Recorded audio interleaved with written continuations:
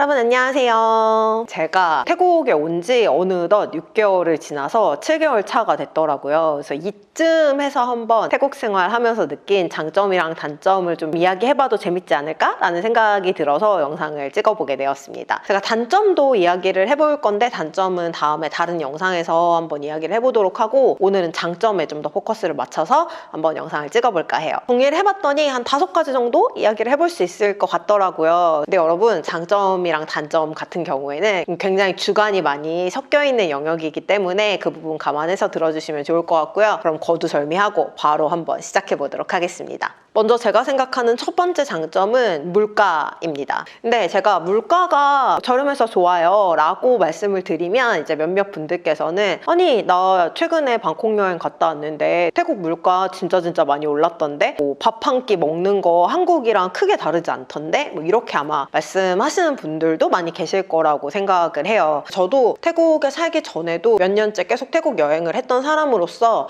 태국 물가가 예전에 비해 많이 오른 것은 사실인 것 같습니다. 근데 여러분, 제가 지금 한국을 떠나산 지 이제 5년 차가 됐는데 매년 한국 갈 때마다 그 오른 한국 물가에 저도 사실 깜짝깜짝 놀라거든요. 여기도 물가가 계속 좀 오르는 그런 모습은 어떻게 보면 좀 당연한 것 같기도 하고, 모든 도시, 모든 나라들이 당연히 이제 관광지, 중심지 물가랑 약간 주거지라고 해야 될까요? 그 중심지 살짝 외곽에 있는 주거지 물가랑은 차이가 좀 있을 것 같아요. 한국도 그렇잖아요. 뭐 강남이나 홍대 뭐 이런데 외식 물가랑 주거 지역의 식당 가격 뭐 이런 건 조금씩 차이가 있잖아요. 그거랑 마찬가지로 방콕도 그 차이가 있는데 방콕이 그게 되게 심한 것 같아요. 약간 물가가 두 개가 있다라는 생각이 들 만큼 관광지를 비롯한 그 중심지 물가랑 약간 주거지 물가 차이가 되게 크다는 생각을 좀 많이 했습니다. 저도 관광을 할 때는 중심지 위주의 되게 유명하고 좀 팬시한 그런 레스토랑을 찾아갔을 때는 와, 방콕 물가 이제 별로 싸지 않구나, 굉장히 비싸구나 라는 생각을 많이 했는데, 막상 살아보니까 저는 이제 학교에서 일을 하고 있는데 저희 학교도 방콕에 있긴 하지만 그 완전 관광지 중심지에 있진 않거든요. 그렇다 보니까 그 학교 주변의 물가, 그리고 저희 집 같은 경우에도 방콕의 완전 중심지는 아닌 좀 주거지역에 있기 때문에 저희 집 주변의 물가 같은 것들을 고려해봤을 때는 확실히 저렴하다고 저는 느낍니다. 그리고 심지어 말레이시아에서 4년을 이제 살고 태국에 넘어와서 지금 6개월 조금 넘게 거주하고 있는 건데, 몇 가지를 제외하고는 대부분은 말레이시아 쿠알라룸푸르보다 방콕 물가가 저는 더 저렴하다고 생각이 들거든요.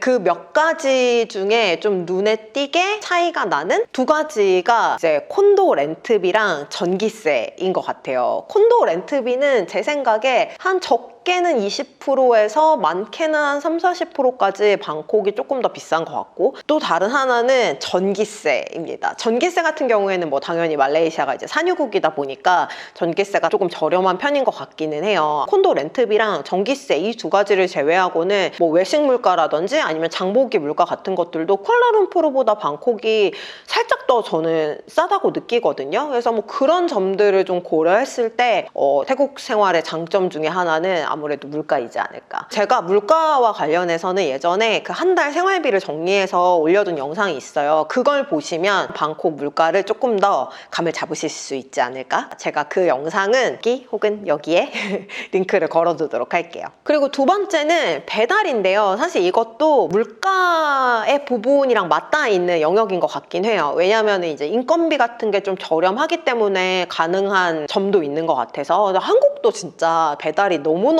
편리하고 잘 되어 있지만 저는 방콕도 진짜 만만치 않다고 생각합니다. 뭐 한국처럼 되게 다양한 음식들을 주문할 수 있는 건 물론이고, 뭐 요즘에는 한국도 뭐 당일 배송, 새벽 배송해서 물건을 시키면 그날 뭐 몇 시간 후에 배송 받을 수 있고 이런 서비스들이 있잖아요. 근데 태국에서도 그게 가능하거든요. 보통 그랩 어플이나 라인맨 뭐 이런 어플들을 사용하면 한국의 이마트나 롯데마트처럼 큰 마트들은 말할 것도 없고 그냥 좀 뭐 조그만 채소 가게나 과일 가게 이런 데들도 또 등록되어 있는 데들이 되게 많아요. 그래서 뭐 음식에서부터 커피, 디저트, 채소, 과일에 이르기까지 굉장히 다양한 품목을 배달을 받을 수가 있고, 그리고 또 하나 한국에는 최소 주문비라는 게 있잖아요. 그래서 일정 그 금액을 맞춰야만 뭐 주문을 할 수가 있고, 그런데 여기는 최소 주문비가 정해져 있진 않고 스몰 오더 피라는 게 있어요. 너무 적은 금액을 주문하면 그거에 한해서 스몰 오더 피를 좀 내야 되는데, 스몰 오더 피가 진짜 얼마 안 합니다. 보통은 1,000원 미만이거든요. 그래서 커피 한 잔을 시키더라도 크게 부담이 없다는 거. 그리고 더불어서 배달비 같은 경우에도 되게 저렴한 편이에요. 물론 당연히 여기도 거리가 멀면 멀어질수록 배달비가 올라가지만, 그냥 집에서 그렇게 멀지 않은 한 3에서 5km 반경 안에서 주문할 경우에는 보통 배달비가 1,000원 미만인 경우도 많고요. 그리고 아무리 비싸더라도 한 1,500원? 뭐 그 정도 안에서는 해결이 되는 것 같아요. 그래서 저는 어쨌든 지금 혼자 살고 있잖아요. 그래서 1인 가구로서 뭔가를 배달시키는 것에 부담이 없다라는 게 생활에 있어서 굉장히 큰 장점인 것 같습니다.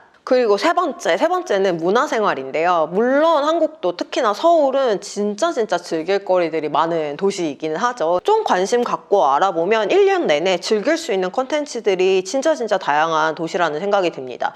저는 또 다음 달에 그 한국의 인디 레이블과 태국의 인디 레이블이 약간 콜라보레이션해서 하는 페스티벌을 갈 예정이거든요. 그런 식의 되게 다양한 소비할 수 있는 콘텐츠들이 정말 많고, 레스토랑이나 바, 펍 이런 데서 라이브 공연을 이렇게 많이 하는 곳이 있을까? 근데 그 라이브 공연이 퀄리티가 꽤나 좋고, 그리고 뭐 별도의 공연비 같은 거 없이 그냥 뭐 맥주 한 잔만 시켜도 즐길 수 있는 뭐 이런 것들이 정말 많거든요. 그래서 이렇게 마음만 먹으면 진짜 도시 곳곳에서 다양한 전시, 공연, 축제 이런 것들을 즐길 수 있다는 게 개인적으로는 삶을 좀 풍요롭게 만들어주는 부분이라고 생각합니다. 그리고 세 번째는, 이거는 제가 말레이시아 생활의 장단점에서도 이야기한 적이 있었는데, 친절한 사람들입니다.